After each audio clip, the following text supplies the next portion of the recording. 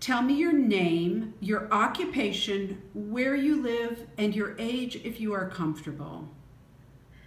My name is Dionne. I'm a novelist. I live in the Detroit area and I am 64. Okay. Tell me a piece of writing, it could be fiction, anything in your field, an author particularly, that has greatly influenced your creative life. It's almost impossible to narrow it down to just one.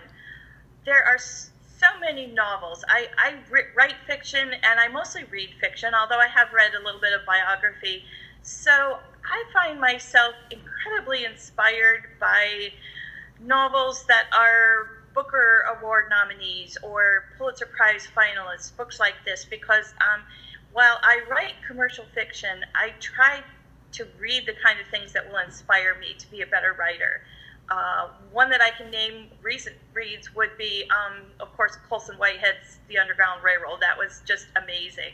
And one of the things that I appreciated about reading that was not only was I immersed in the story, and of course it got very dark, but also I feel like I came away knowing more about the experience of slavery than I knew going in. So I would say novels like that are the ones that particularly inspire me. Mm-hmm.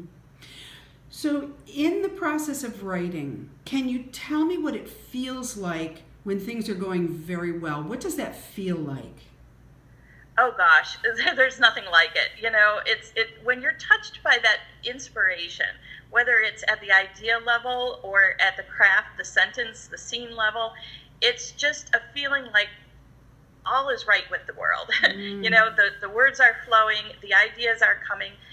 I think my most delightful moment when I'm writing is as I'm partway through a story, I realize that a certain thing could happen or the character would think a certain way, and I have already laid all of the groundwork for that, but it's a revelation to me because it wasn't yet a part of my conscious thought is in the process.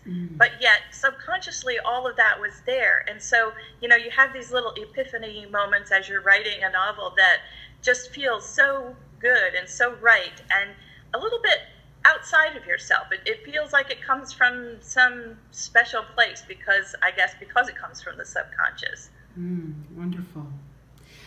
Okay, what would you like the world to know about writing? What does the world need to know about writing? The first thing that comes to mind is it's hard. It's really difficult to write. I guess, writers are driven to write their stories for whatever reason. I was never the kind of person that wrote from the time I was a little girl on. I did other creative things, whether it was craft work or, stained glass, counted cross stitch, knitting. My husband and I, at one point, we built a little cabin in the wilderness. That, I guess you could say, was a creative endeavor too. I came to writing about 18 years ago when I was in my 40s. And I just found my voice, I guess you'd say, in the writing. So I think what I would like people to know about writing is it's such a interesting way of communicating because, I've heard this said before. This isn't my original thought. The writer has an idea in their head, and so they transcribe this idea into little marks on a page that are actually letters, of course, but really they're just little marks or keystrokes if you're using a computer.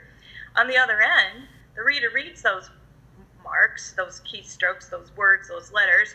They form a picture in their head of what the author wanted to convey. Of course, it's a different picture, but this act of communication is, I think, what's really special about the written word. Wonderful. Well, thank you, Karen, for sharing your creative imperative. Thanks for having me.